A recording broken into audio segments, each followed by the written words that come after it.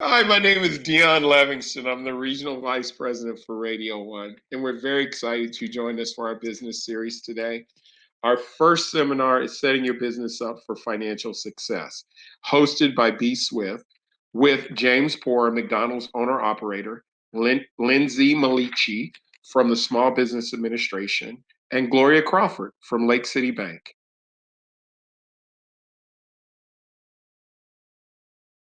Hey, what's going on, everybody? And I am B Swift from Hot 96.3, 3 to 7 p.m. each and every day. And I want to welcome you to the Virtual Business Connections, Setting Your Business Up for Financial Success seminar. This is powered by INHP. And today we're going to have some great conversations that can help you out as you get your business up and going, whether you're just now starting or whether you've been in business for many years and you want to figure out the next step. And we're going to talk to a number of people who are going to be able to give you some experiences and some help in different lanes. And right now, I'm going to talk to Gloria Crawford. Gloria's been in banking for over 20 years, and right now, she's the Vice President, Community Reinvestment Officer at Lake City Bank. Hello, Gloria. Good morning. How are you? I am doing amazing. How's your day so far?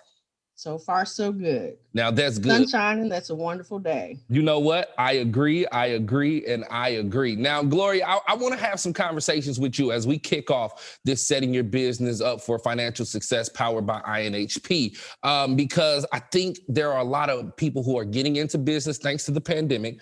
There are people who have been through business for years and even surviving through this whole entire pandemic that have some questions and wonder some things. And I think the situation that you're in, you can help that out. So with that being said, you're being at the bank and I'm a business, whether I just started or I've been in business for a while and now I'm in a tough time due to the pandemic. How do I come and see you for a small business loan? You know, I always tell small business entrepreneurs, especially starting out entrepreneurs, is to have a relationship with your bank, with your banker. You should be able to go in, sit down, and have a conversation with someone who can guide you as far as getting your financials together. But it's just simple as just walking in and having a conversation. But I tell every entrepreneur, there are steps to take to prepare yourself for lending. Mm-hmm. And that's what I want to talk about, these steps, because I know I just can't come in and you know, I might know my banker because they see me weekly and making deposits, or maybe it's a friend that I knew that helped me set that account up because that's where they work. But what are those steps? What do I need to know when I go in and say, hey, I need a loan to help my dream and my business flourish? Okay, I'll take this from the perspective of the new business owner. Okay. The first thing you're going to want to do is examine your personal credit. As a new business owner, you won't have a lot of experience or a lot of history to base any type of decision on based on your business and the way your business is going. So it's going to be very important that you know what your personal credit is. If there's things on there, by all means, before you start the process, take care of those. Make sure there's nothing outstanding. Everybody's made mistakes and there may be some issues with your credit, but there's nothing that can't be fixed. You just don't want to have anything outstanding owed, because you're going to your bank and you're telling them I'm a responsible person, and they're going to base that off of how you handle your own personal business. So that's the first step. And then I also say to have a strong business plan. You want to be able to someone to look at that plan and they can tell you from what they see how you plan to approach your business, what steps you've taken to know what your market is, who do you plan to sell to, what are your projections, how do you envision your business going. So you want a very clear, defined business plan. Those are some of the very first steps I would tell anybody who's seeking a loan, and know and compare rates, compare different banks, your larger banks versus your community banks, the smaller banks. And I will tell you, the smaller banks are more geared toward the small business customer. Okay. Now, one thing I noticed that you talk about, and we talked about it in our other panel also, was credit and making sure your personal credit is right. And again, somebody who's opened up a small business as myself, you hear so many people talk about credit, but you also hear people say you need a DUNS number, get this and get that because it matters. Do you also look at that, and is that important when I come and see you, or is it just my personal credit is going to mean the most? Your personal credit is going to mean the most. A DUNS number is a wonderful thing to do, but honestly, on the small business side, and especially starting out, it's just not that important. Okay. It's not that important. Okay, now, all right. So I build my business plan. I walk into the bank. I sit down with Gloria. Is there any specific paperwork that I need to bring outside of a business plan with me? Do I need to have an accountant in place that can show where money's going, how it's going, what I'm spending? Like, do I need certain paperwork when I come in, when I want to talk business loans? Well, Mr. Swift, if you've been in business a while and you've got some history to show, then sure, balance sheet and a profit and loss statement are important things for your banker to see. They're going to show where you are at this snapshot in time, you know, how you manage your expenses, how you're managing the income, you know, your cash flow. So those things are important to have. Tax returns are important to have. They'll ask you for those things. They're going to ask you for a personal financial statement. So you're going to list in detail your assets and your liabilities, because you want to be able to show you can afford this payment you're about to step into.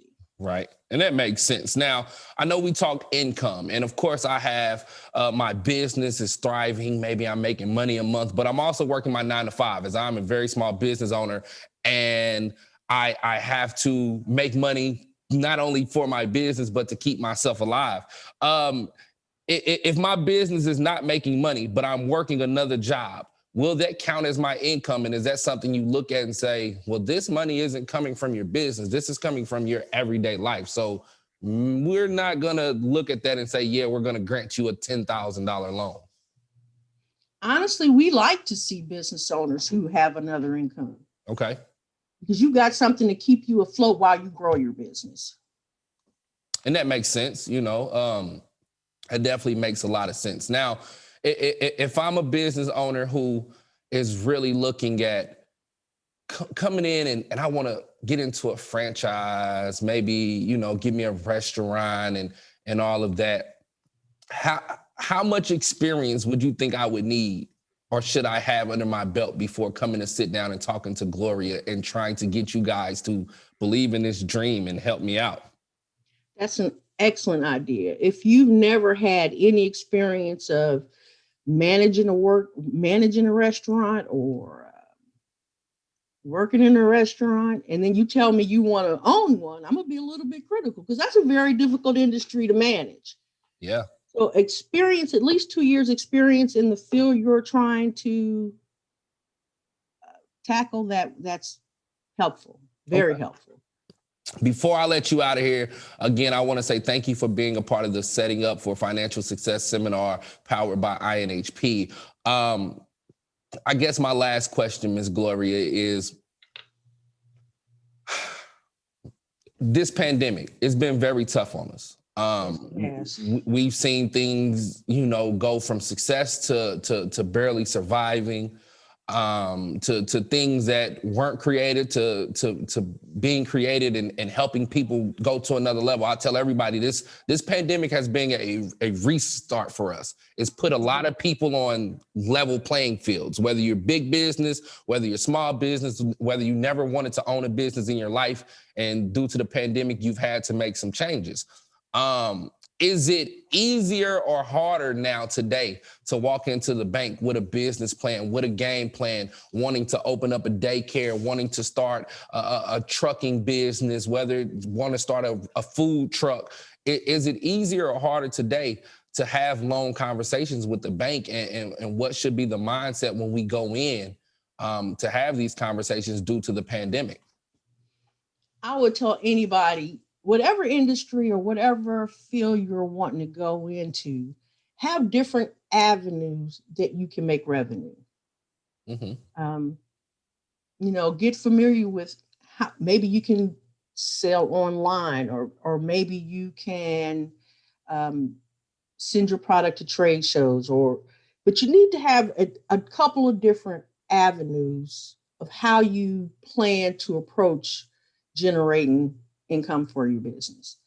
Back to the example of a restaurant. Right now, I really wouldn't approach a bank to open a brand new restaurant, especially if I've not really been tried and proven in that field. Now, of course, if you're an existing restaurant and you've been there for years and you've got a loyal clientele and you've worked out how to do curbside service, or you've linked up with DoorDashes or, the Uber Eats, and you're continuing to make business, you're continuing to do business, you're going to want to show those results. Even though it's a pandemic, this is what I've been able to do this past 12 months. But you can even say, for that person who may not have that track record of, I've examined this industry and I've done my research and I've seen that XYZ business has continued to thrive doing this, and this is what I plan to do. So the more research you do ahead of time, the better off you are on the back end. And that makes sense. Now I got one more question that just kind of came into my head right before I was ready to sign off, and maybe you can help and maybe not, but I think this is something people want. PPP is a big thing. Is that something you can go to your bank and help with? Or do I just need to figure it out online? Or is that something I can say, you know what, Miss Gloria is my banker. I do have employees and I want to make sure we're protected. Can Miss Gloria help me with my PPP, or just at least telling me what I need? If your banker has any solid behind, yes, you go to your bank and they should be able to help you with the PPP. Okay. Well, listen, Miss Gloria, I want to say thank you for being a part of this, as this panel is helpful. It's going to help people take their businesses up and setting themselves up for financial success. If people would like to talk to you or come and check out Lake City Bank and see what you guys offer for small businesses and bringing accounts there, how can they reach out to you or someone at the bank? I would love that. My personal email, my work email, gloria.crawford@lakecitybank.com. You can go into any Lake City Bank office, and I will tell you that you will be treated with respect you deserve.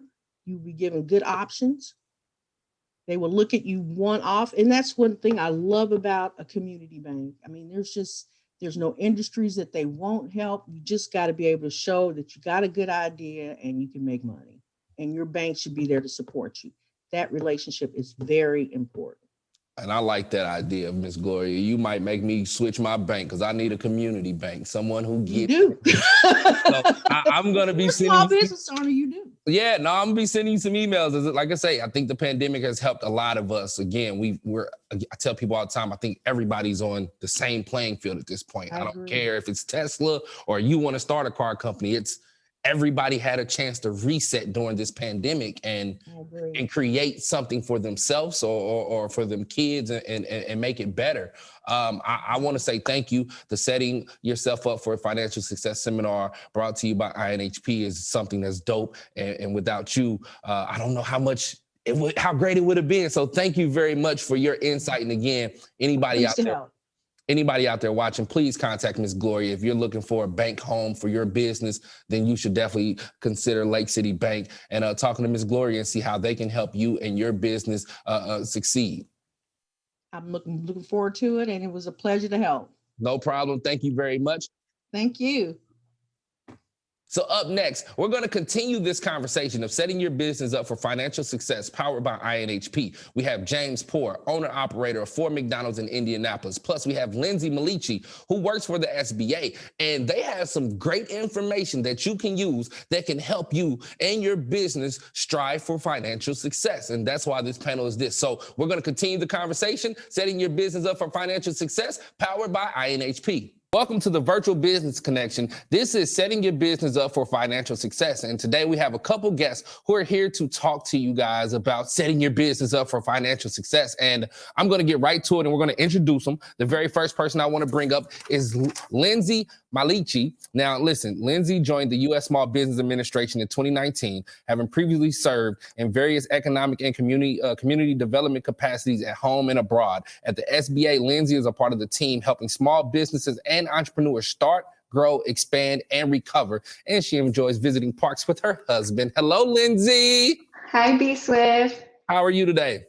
I'm very happy to be here. Thank you. Well, listen, we thank you for being a part of this panel today as we're going to learn, and I'm going to learn, and I'm excited. I'm ready to take some notes, okay?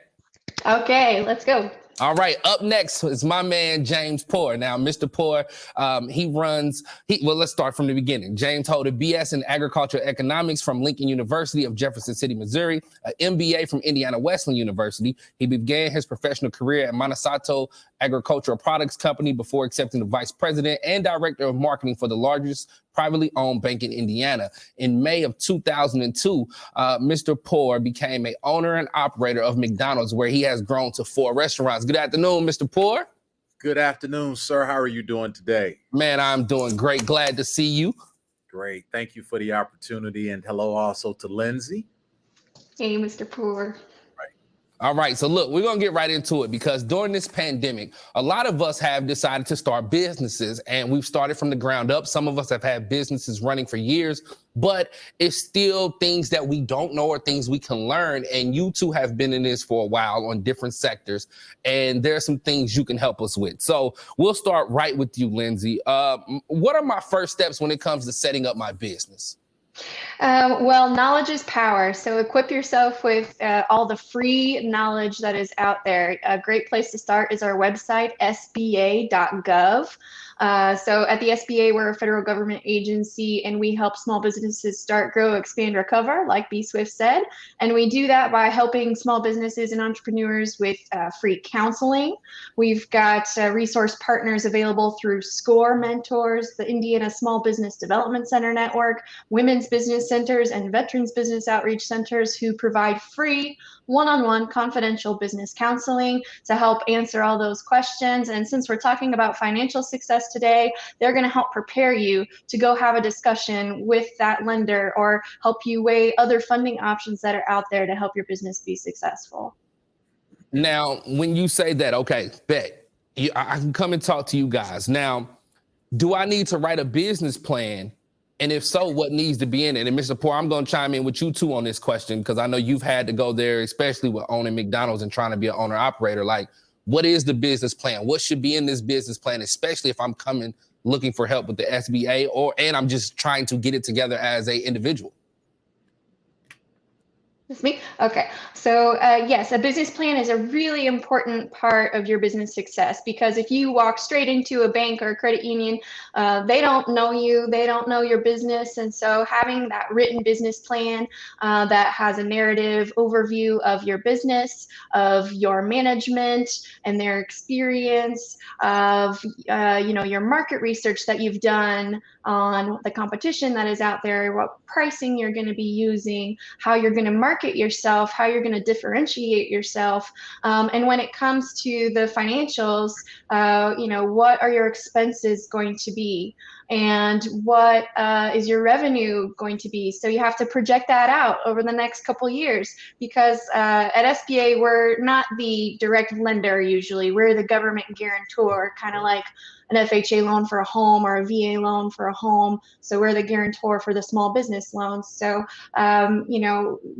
being able to demonstrate to the lender that we partner with to give you the loan, that you will have that cash flow to pay back the loan is going to be a really important step. And like I said, we've got a lot of great information on our website. SCORE has a lot of free templates on their website to help you get started with the profit and loss statement, expenses, projections, and then that one-on-one assistance can really help you hone in and refine that. Again, we want to thank you for watching the Setting Your Business Up for Financial Success, powered by INHP. Did you want to say something, Mr. Poore? Yes. Well, first, let me tell you, again, the first business plan I wrote for my business, I had the SBA and the SCORE right there helping me. So I've been partnered with that program, I say, for many years, almost 20 years that I've been in business. I went through their program even before I came one. So business plan, it is really your blueprint. It's your roadmap. And the biggest thing I like people to understand about a business plan is you're not one and done. This is something that you want to go back and visit frequently. We visit ours, my wife and I, no more than once or twice a year. And again, you want to make adjustments to it. So We kick ours off in January. By Memorial Day, we're starting to get to our really, really busy season. We're taking a look at that business plan to say, hey, does it make sense, or what type of course adjustments do we need to make? So yes, it is your roadmap, and it's very important that you do a good business plan and don't just put it on the shelf. Well, and I'm glad you said that, because I want to toss this next question to you, Mr. Poore, with you going into business. Financing and how was you able to make that happen? Of course, the business plan is it, because if you walk into a bank or if you walk into someone you know and say, hey, I need $100,000 because I want to start this. Like, what was the steps for you to get financing for your business? Sure. First, let me say this. The first thing when you're talking about getting financing for your business is you got to make sure you're handling your personal finances well. Because the first time you go to the bank or you go to anybody, they're going to take a look at how you're managing your own money before they start thinking about lending you money. So assuming you get over that hurdle, again, that is the first and most important step. So I was preparing to buy a business before I even knew I was preparing to buy a business. I just always wanted to manage my money well and make sure that I was making good decisions with it. So that's how I was best prepared. Not everybody is in that, but it's never too late. So the first thing you want to do is to start managing your money correctly. If you're not, take a look at your credit score. Your credit score is going to be important because that's the best indicator to banks and to lenders about how well you manage your money.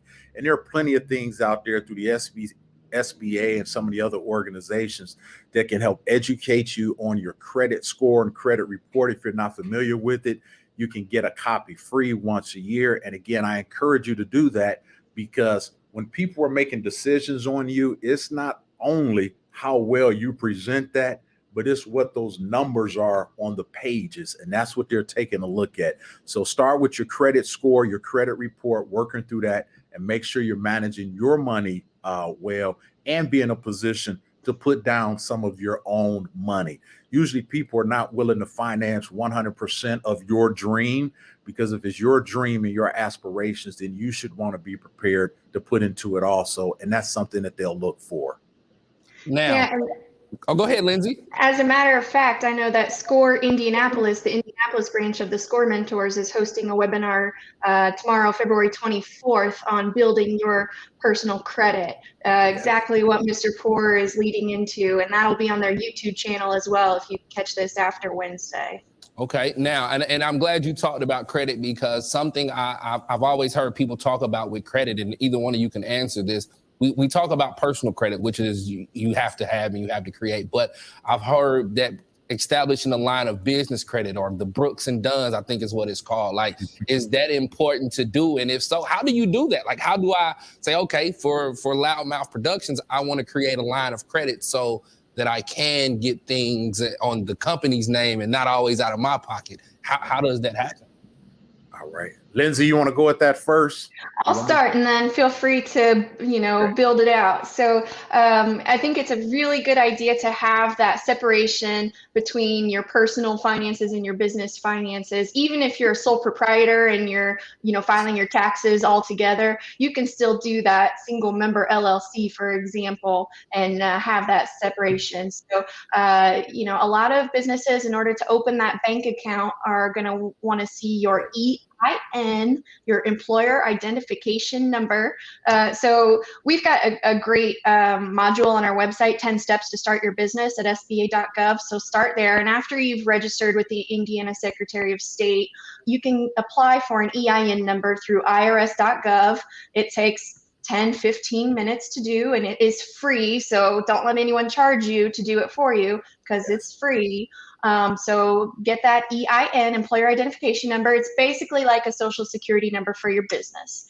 And a lot of institutions are going to want to see that number to open up that bank account for you.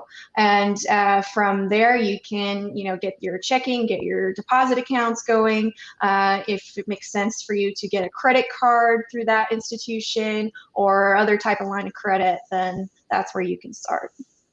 Wow, I think she did a great job in answering that question. What I will be is a voice to support the things that she says. You all, we've got to, what I call, legalize or document our businesses.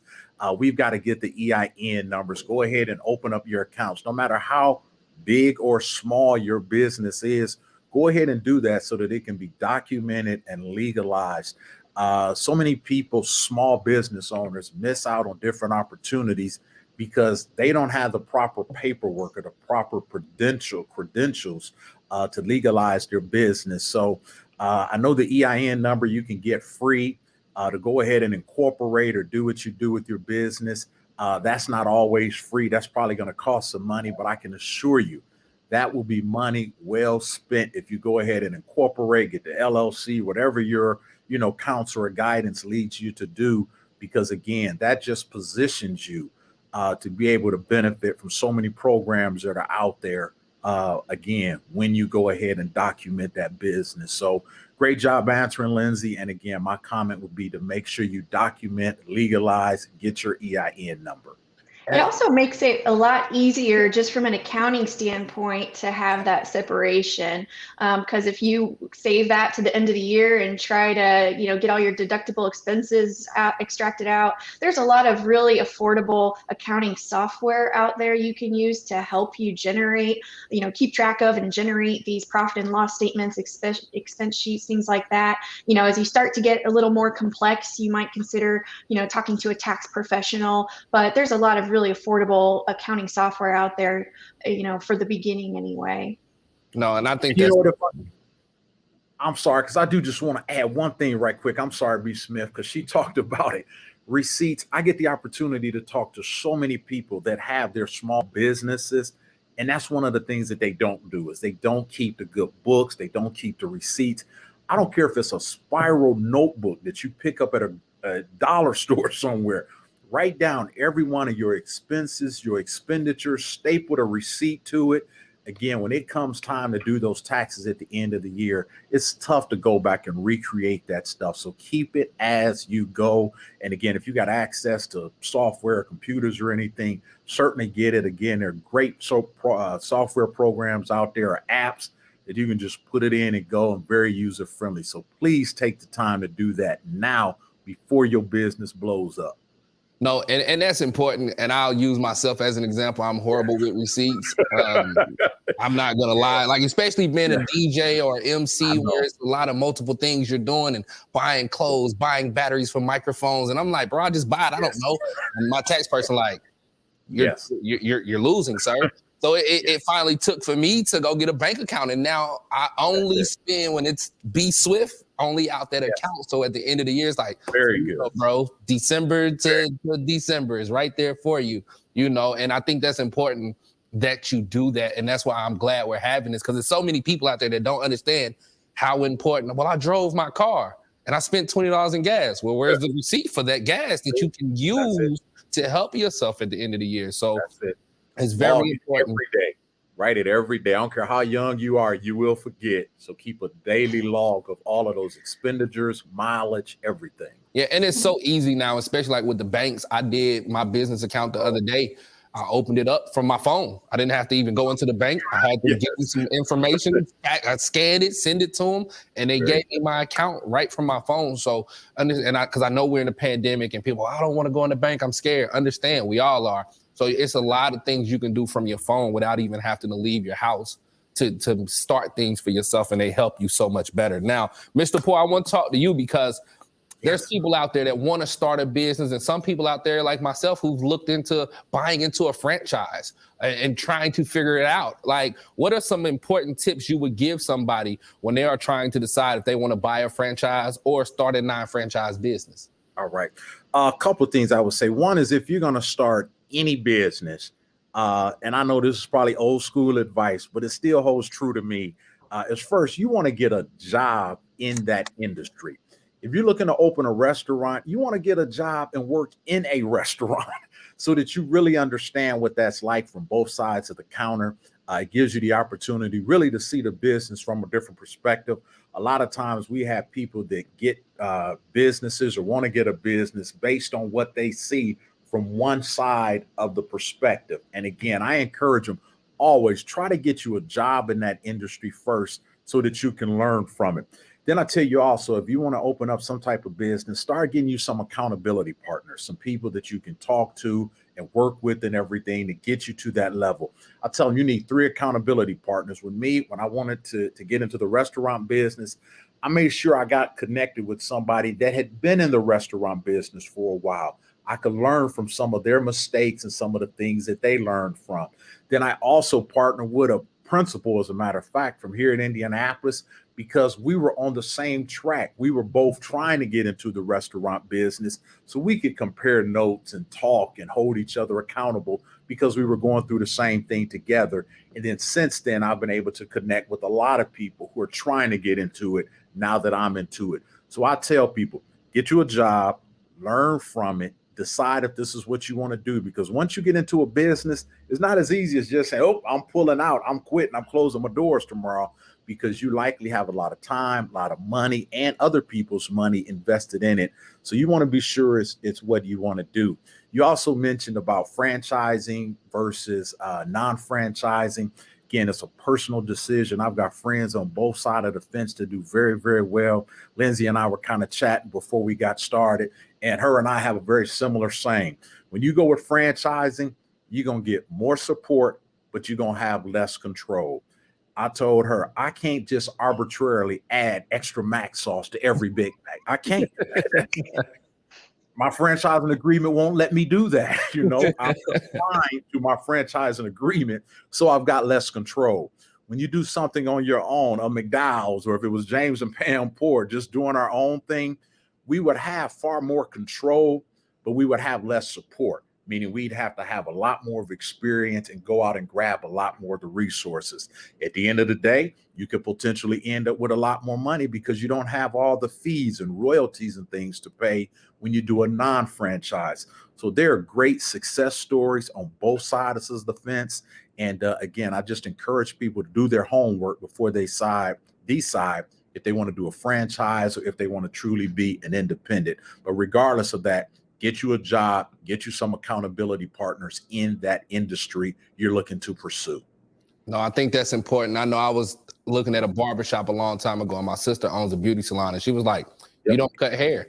You don't want to do that if you can't cut hair. Like, go to barber school and make sure you want to do that. And I'm like, and she was like, cuz when you don't, and that booth rent is doing, you got one barber out of 6 chairs, who gonna cut the hair? And I'm like, you know what? Yes. That's why I love you. Like, thank you.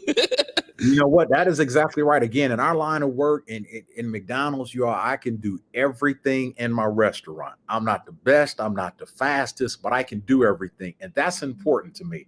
I could not imagine getting into a business where I could not personally do almost everything that's involved in it.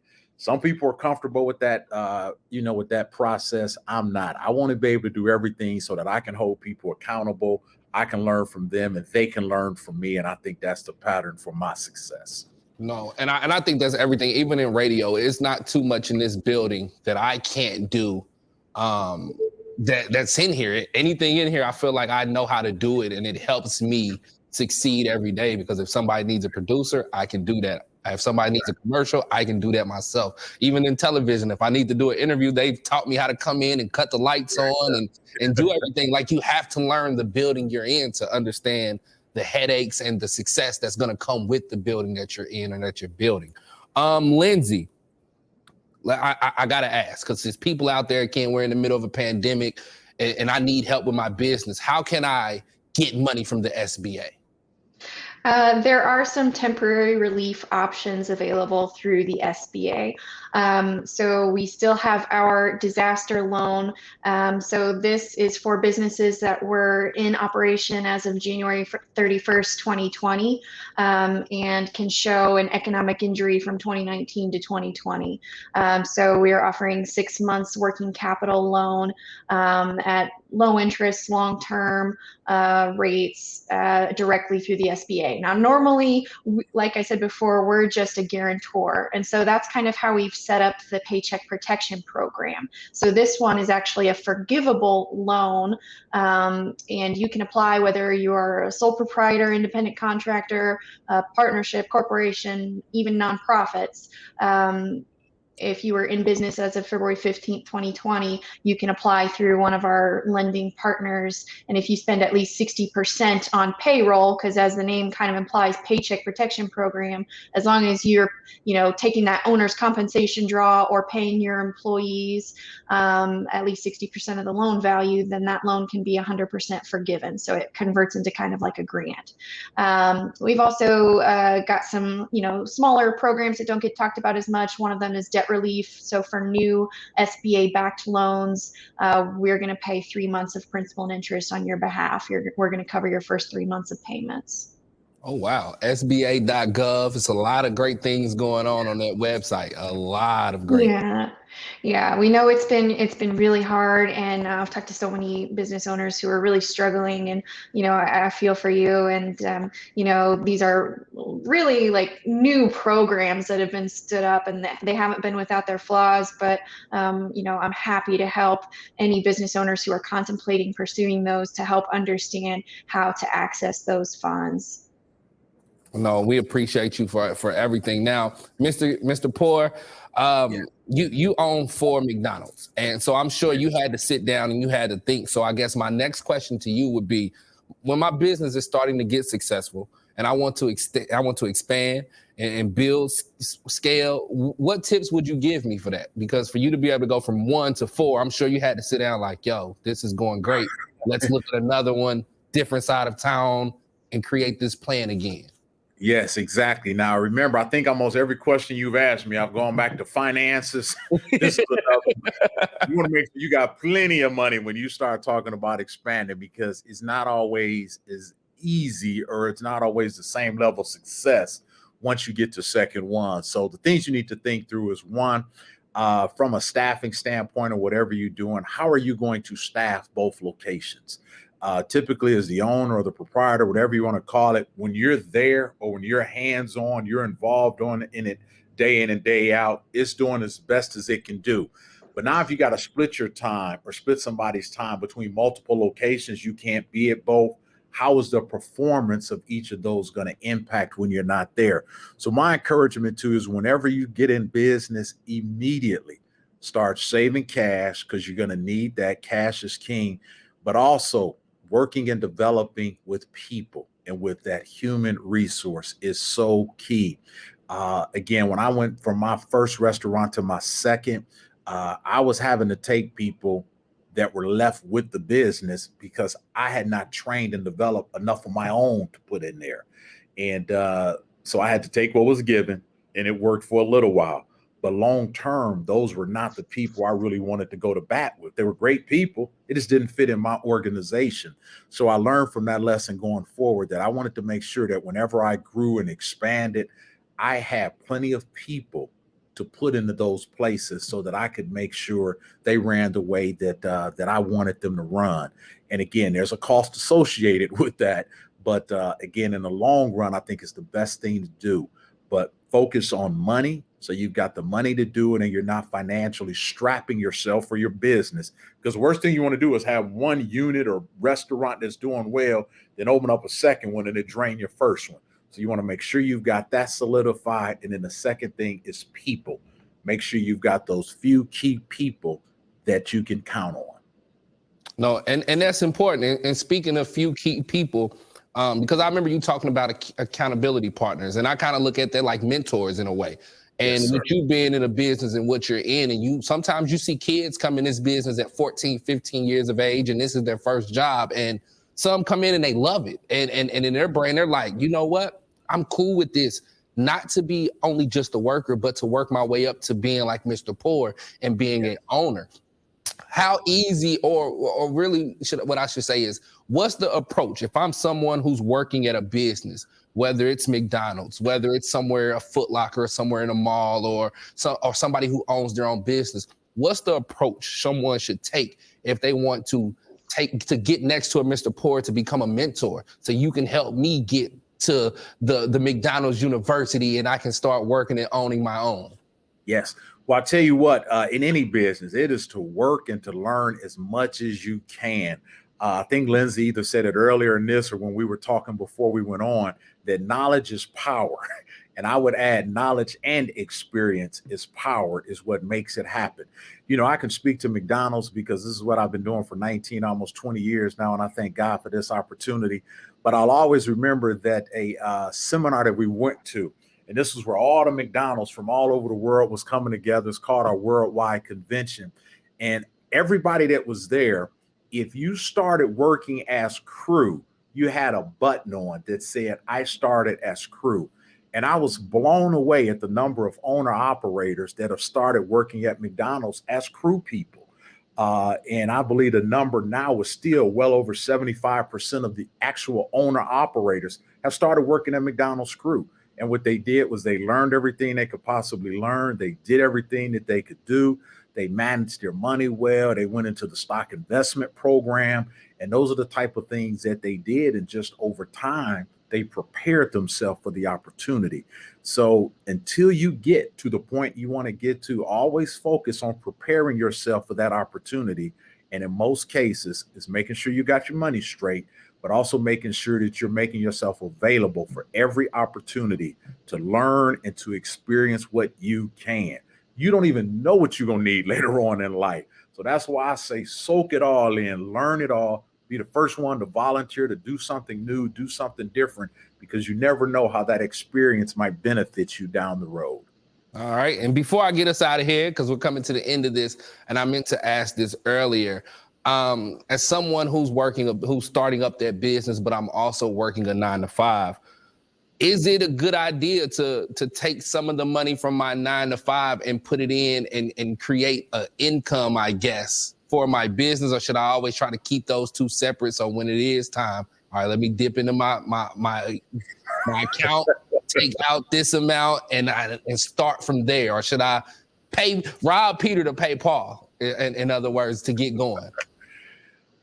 You know what? I can tell you from my perspective, you really want your business to be self-supporting or self-sustaining. That's the way you want it to be. But when we talk about a downstroke and getting money to get a business started, that's got to come from a 9-to-5 or from somewhere else to get it going. But once it gets going and you want to judge the success of it, you want it to be self-sustaining. When you talk to other lenders, those are the things that they're going to know. Where is this other money coming from? So again, if you're going to be successful in a business, it's going to have to be self-sustaining at some point. And you'd much rather that be sooner rather than later. Now, we all hit hurdles or pitfalls along the way. And do some people have to go dip into personal funds to put into their business? Sure. I know a lot of people that have had to do that. But that's a real personal decision that you need to be in prayer about making. And really, I would encourage you to talk to some other people, your certified public accountant, your bankers before doing that, because sometimes we get so emotionally tied up into our businesses that we don't always make the best decisions. So consult some other people that you trust that can give you some good guidance in those situations. Okay. Well, listen, I want to say thank you to both of you for joining. This has been very informational, including for myself. I'm about to go to SBA.gov right now and pick up a few tips that I can use to help myself, again, as I've started another business and getting my daughters going. And I'm like, you know what? I didn't do that the first time. Like, Lindsay gave me some amazing points that I can use. Mr. Poore gave me some amazing points that I need to use. So I just want to say thank you for being a part of this. And Lindsay, anything you want to say out there before we get out? Just appreciate the opportunity. It's been fun, whether you're just starting up or scaling up. We've got microloan programs, we've got larger SBA backed loan programs through our lending partners. So, there are kind of stepping stone options available to you through SBA. And I'd be happy to talk to any one of you out there about what you're thinking and help plug you into the right places to help you be successful. Is it any way people can contact you, or do they just go to the website? Yeah, if you can see my name tag there, it's just lindsay.maliqi@sba.gov. My number is 317-226-7274. All right. Thank you very much, Mr. Poore. I see you all the time. Yes, sir. It's good to see you. I know we haven't connected in a while because of this pandemic, but so good to see you. Thank you all really for this opportunity, man. I think we cannot do enough of this type of things, of getting this information out there. And again, I just want to echo the SBA. Y'all, I don't have no affiliation with the SBA other than being one of the people that have worked with them. And again, they have been a great resource to me. And I want to challenge you all to go ahead and reach out to use those resources. Anybody that needs to get a hold of me, best thing to do is just hit me up on the website, pooremcd.com. My last name, P is in Peter, OOREMCD, first three letters, of McDonald's.com. And again, it's been a great pleasure with you all. And I again, did not pay him to say that. Right, she didn't. I just met Lindsay, and I was just so excited when this opportunity came up to finally be on stage with the SBA. listen. It's a pleasure. No, it's a pleasure. And again, two wonderful people, two people that you can reach out to. And if you pop into one of Mr. Poore's McDonald's, you will see him behind the counter working. I see it all the time. I promise I'm a witness to it. Anytime I pop in to get some food with the kid, he's normally there, and he's encouraging the crew members to work and to do their best. So we want to say thank you to everyone for tuning in to Setting Your Business Up for Financial Success, powered by INHP. We had three wonderful guests jump on to give you tips from banking, to give you tips with the SBAs and their loans that they're offering, and even giving you tips on starting and creating your business and making it flourish to multiple businesses. So we want to say thank you to all of our guests, and we definitely want to say thank you for tuning in and watching this, because again, this is all about setting your business up for financial success, and it's powered by INHP. More is on the way, and once again, thank you for watching.